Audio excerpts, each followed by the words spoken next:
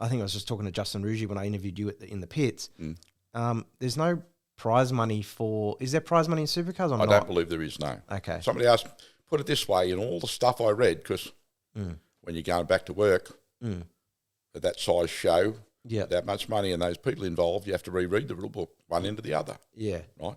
If you've ever read the Supercars rule book, it's perhaps not as explicit and easy to read as you might first expect. Right? Yeah, okay. So if you haven't done it before, it's virtually impossible. If you have done it before, it's not far from it. Impossible, right? So, and a lot of the people that work there are really helpful. Some of them are not as helpful as they could be. Yeah. Like when I ask a question, the bloke says to me, go and read the sup regs. And I'm like, well, you don't think I have? Like 10 times already? Yeah.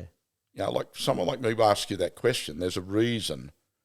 But the bloke was too dopey to work out. I'm looking for some clarification here.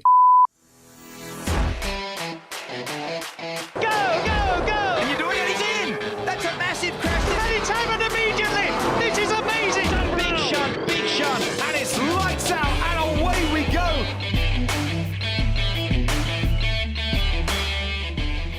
If you want the best out of people, tell them they're donkeys is not going to... That doesn't do it, right? Yeah.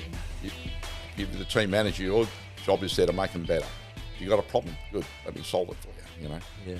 And I was the bloke who understood the rule book the best because for 30 years that's what I live and using, right? Yeah.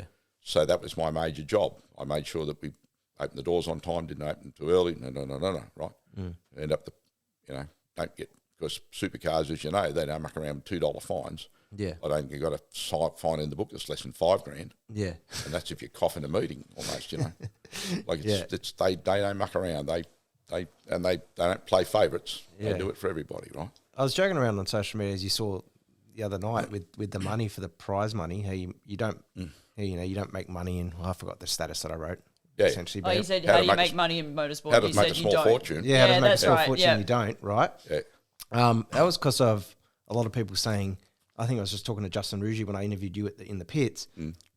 There's no prize money for... Is there prize money in supercars or not? I don't believe there is, no. Okay. Somebody asked, put it this way, in all the stuff I read, because when you're going back to work at that size show, that much money and those people involved, you have to reread the rule book one into the other. Yeah. Right? If you've ever read the Supercars rule book, it's perhaps not as explicit and easy to read as you might first expect. Right? Yeah, okay. So if you haven't done it before, it's virtually impossible. If you have done it before, it's not far from it. Impossible, right? So, and a lot of the people that work there are really helpful. Some of them are not as helpful as they could be. Yeah. Like when I ask a question, the bloke says to me, go and read the sup regs. And I'm like, well, you don't think I have? Like 10 times already? Yeah. Like someone like me will ask you that question. There's a reason. But the bloke was too dopey to work out. I'm looking for some clarification here. I was going to say, do they just not even understand what you're asking themselves? But he didn't even bother to ask what I was on about. They're just palming it off. Read the sup regs, and I'm like, righto. Yeah. But I thought, don't make a war. Just one race meetings, let it go. Like normally I would have just unloaded into the dope. Like, don't you think I've read them already? Yeah. And pointed out where they were wrong. Yeah. But no, just work around it. Just don't let it go.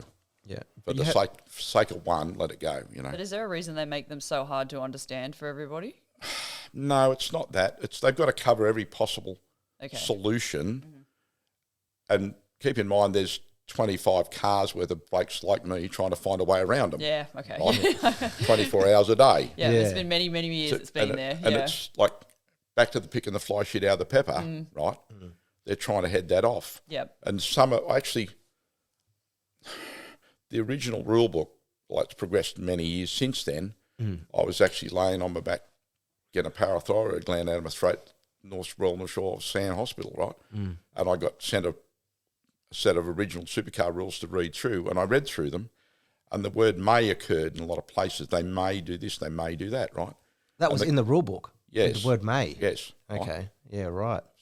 So your ears went up like mine did, right? Yeah, that's what I was thinking. I was thinking, well, hang on. think of the kind of people that made a race, because they're pretty competitive sporting people. Yeah. And you leave a loophole that puts the stewards that for example,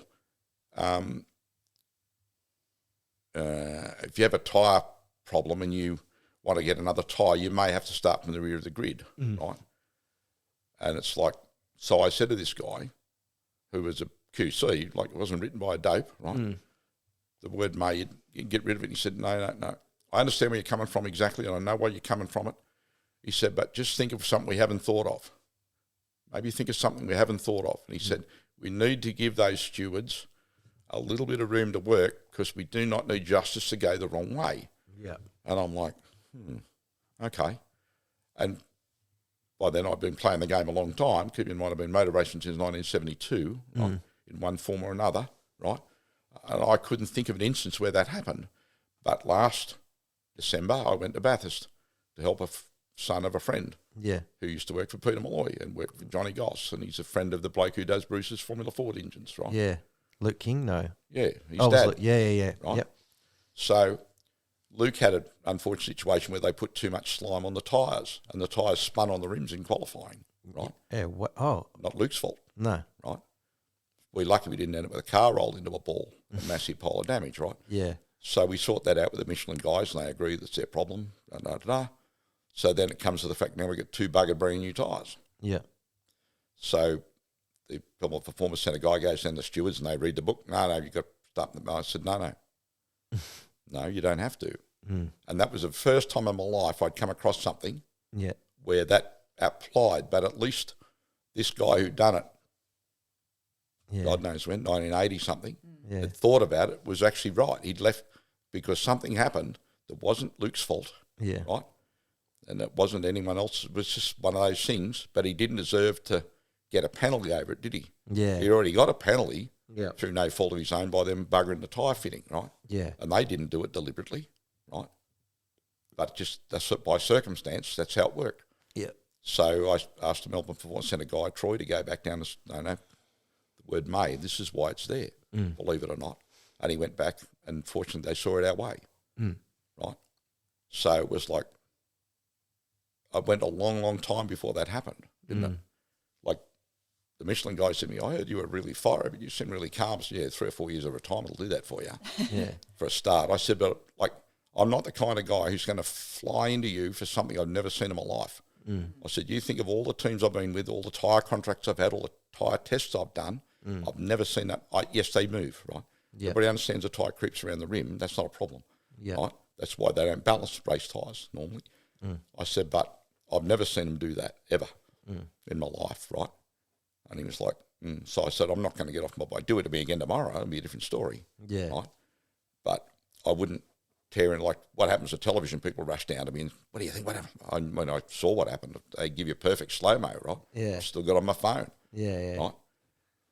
But again, I wasn't going to shit can what effectively is a sponsor in the industry. Yeah, with the Michelin for tyre. something that, one, they didn't personally do, and secondly, won't be deliberate. It's not in their interest to do that, is it, right? Yeah. We just happened to be unlucky. Luke was the fastest guy that put that pressure on the tyre, but 2 other people had the problem. Yeah. We weren't the only ones. We were just the ones that were going the hardest and had the most consequences. Yeah. Other guy had it. I saw the smoke come out of the tyres, and he went straight through the gravel trap at the chase and pressed on. And I look, I mean, that normally happens if a caliper seal fails. Yeah. You get that whiff of smoke. Yep. But both sides are never going to fail both at the same time. Yeah, especially in qualifying because they haven't been hot yet. Right? Yeah. And I'm like, And I was just thinking, then Luke arrives and the same thing happens. I'm like, bloody hell. And they did perfect slow-mo. Yeah. And you can see that the wheel stopped. The tyre's turning. But Luke didn't know. He said, I've just had a brake failure. I'm like, no, you haven't. I remember that. So I'll tell you when you come back. Yeah. It's not your fault. Nothing to do with you. Yeah. Oh, okay. And it really, again, yes, it was a mistake by somebody, but not deliberate.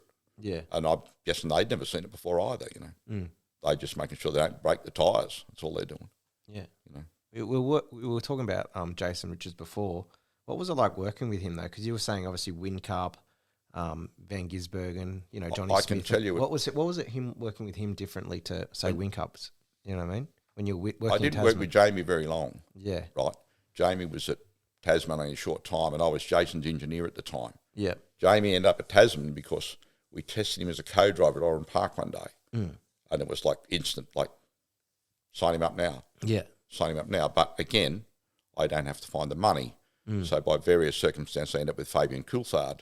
Although Jamie was faster, to keep the team alive, they may have to choose a different person. And not that Fabian's bad. No. Right? But Jamie was that 15th better, I thought, right? Yeah. Next year, when they were going to run 2 cars, then I lobbied very hard to run Jamie. Yep. Not Fabian. And it's not because I dislike Fabian. I've got a lot of time for Fabian. But if you want speed, in my opinion, Jamie was a 15th better. Right? So I lobbied for that and ended up with him. Right? Yep. Gary Rogers asked me virtually straight away at the Grand Prix, which I think then was the first meeting of the year. Yeah. Right? And he said, you must have seen something in that bloke that I didn't, because Gary had flung him, right? Yeah, I remember that. He got rejected by Gary Rogers. And I said, no, Gary, I think you're the best talent scout in the pit lane. Yeah. I'm sure you saw exactly what I saw. You see it from a whole different point of view to me.